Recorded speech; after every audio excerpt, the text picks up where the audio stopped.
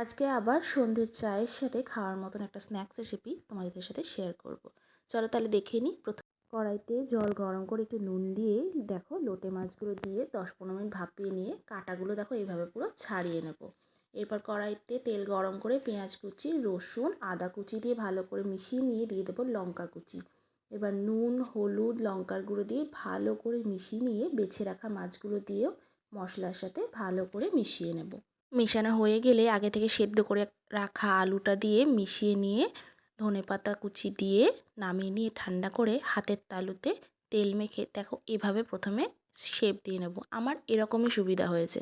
এবার ডিমের গোলাতে দিয়ে বিস্কুটের গুঁড়োয় কোট করে এভাবে সবগুলো গড়ে নেব।